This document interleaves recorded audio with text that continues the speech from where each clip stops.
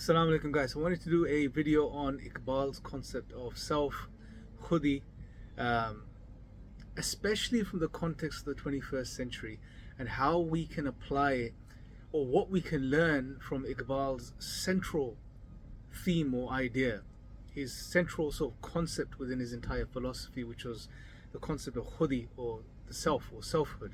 I wanted to do this because there's a lot of amazing resources on Iqbal and his work and his times, and his contributions, his reconstruction and his poetry and so on and so forth.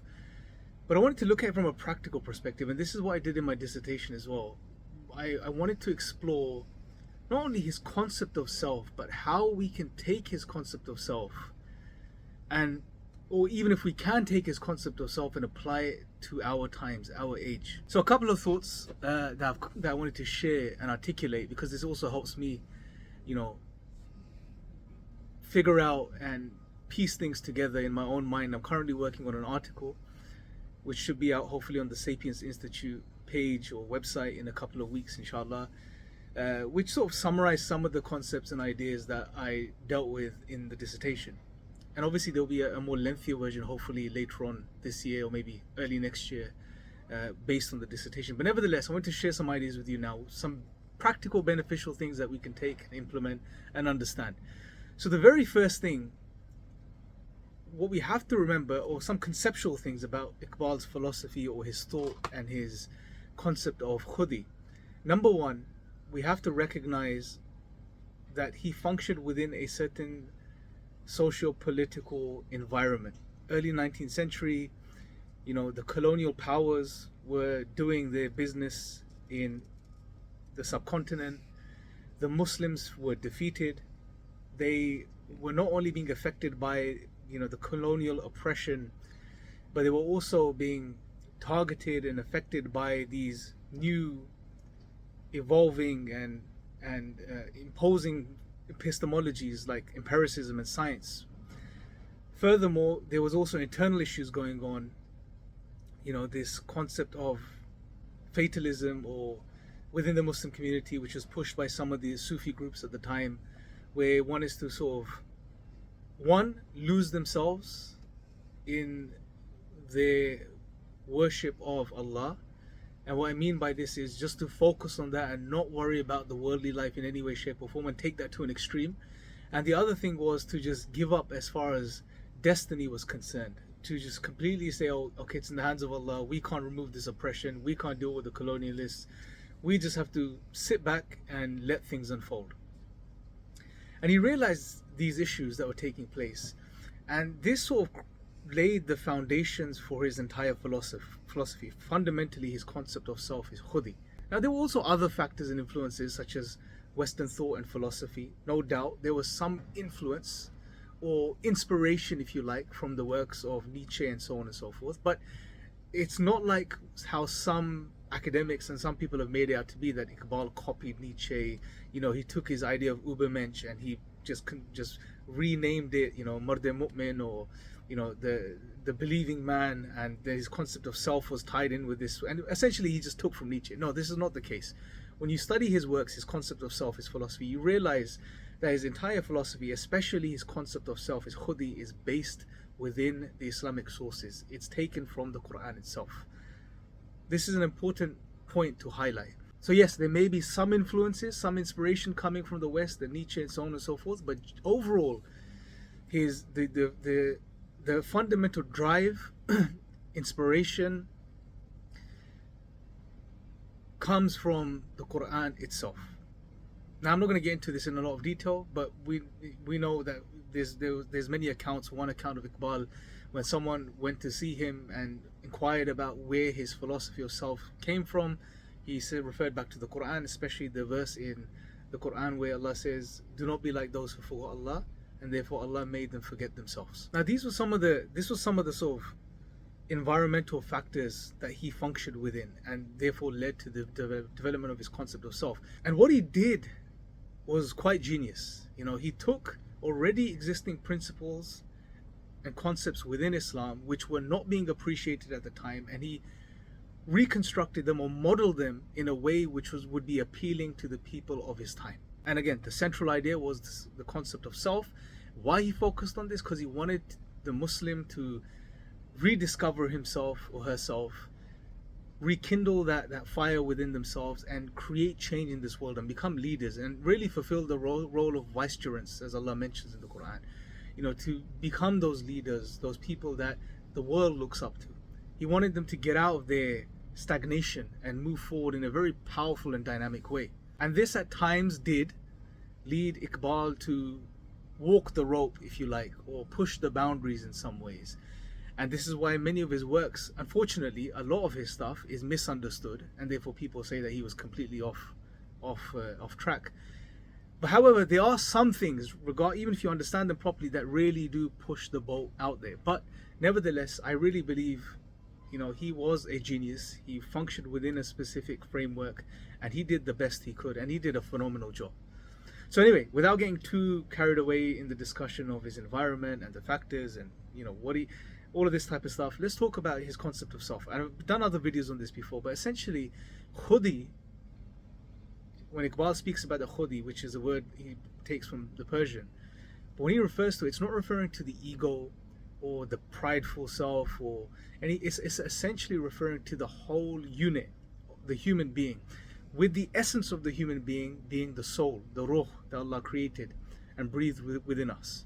And this self has huge potential, according to Iqbal, and has to be developed and has to grow. And he outlines, within his poetry and other places, the model of how to develop oneself. And again, if you look at it and you read it, you see its principles and ideas that are found in the Quran itself, things that Allah mentions to us directly, such as worshipping and obeying Allah, submitting to Allah, such as overcoming your desires, and not giving into your lower carnal self, and then functioning within this world, moving forward in a powerful way, in a dynamic way, so you can change things in the world around you.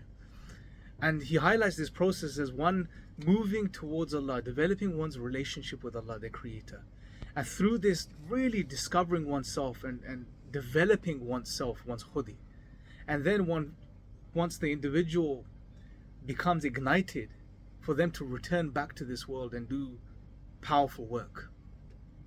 And this is why he had an objection and an issue towards this idea of fana, or losing oneself in the divine, in worshipping Allah, disconnecting from the world, leaving the world, forgetting about the world, not worrying about it. He vehemently challenged these ideas, because such notions, especially within that time frame and what was going on, were not going to help the Muslim situation. He wanted people to adopt a prophetic consciousness, as he refers to in the Reconstruction and other places. And by this he means, like the prophets, if you look at the model of the prophets, take the Prophet ﷺ for example, there's a process of development, a connection, a connecting with Allah, drawing inspiration, becoming ignited and awakening, and then returning to the world and doing the da'wah and doing the work and inviting people and so on and so forth. This was the model he wanted people to follow. That yes, go towards Allah, journey towards Allah, connect with Allah, develop yourself, find yourself, recognize yourself, but then return to work in this world. Because Allah does tell us in the Quran that He created life and death to test which of us are best in action. So this worldly life, our existence in this world, our lives are there, we're in a test. And the way we function through this test is by doing, is by acting. And Allah is seeing who are the best actors, who do the best that they possibly can within this situation and the circumstance. So this was essentially what Iqbal was getting at. And then everything else within his philosophy, whether it's his concept of time and his discussion on that, whether it's his discussion on science and so on, all of this is there to bolster and support his fundamental tenet, his idea of the self, of khudi. And again, considering his socio-political situation, the zeitgeist of the time, the other things that were going on, everything, considering all of that, when you read the Reconstruction, you have to read it with this in mind. You have to remember the context of the times, right? It was applicable specifically to that time. Now, considering all of this, one thing I tried to engage in the dissertation was to see, okay, how can we take this powerful concept of the self that he developed, of self-development, and transport it to our times in the 21st century? Because our challenges are somewhat different. We're not in the same world anymore. We have different obstacles, different challenges. So for example, Iqbal really pushes this vitalistic notion of the self. And what I mean by that is this idea that you have a lot of power and control as a human being. You can shape things and change things once your self, your khudi, has developed. However, considering his time, that really made sense, because the Muslims at the time were really defeated and really just giving up. This fatalism, this just hands up type of approach. In today's world, we're in a different situation. Muslims are not like that, generally speaking. A lot of Muslims are already awakening and moving forward and doing productive things. If anything, some Muslims have taken this too far, because of the sort of current environment, which pushes this idea of self-development and that you are in control and that you are the divine, you are God, you create your own destiny, you create your own morality, especially in our postmodern age, you create your own meaning and purpose. And this puts the human being, including Muslims, in a very dangerous position where you start to play the divine. So to push that type of vitalism of Iqbal today doesn't really make sense, and I don't think it's needed. If anything, we need more of a balance.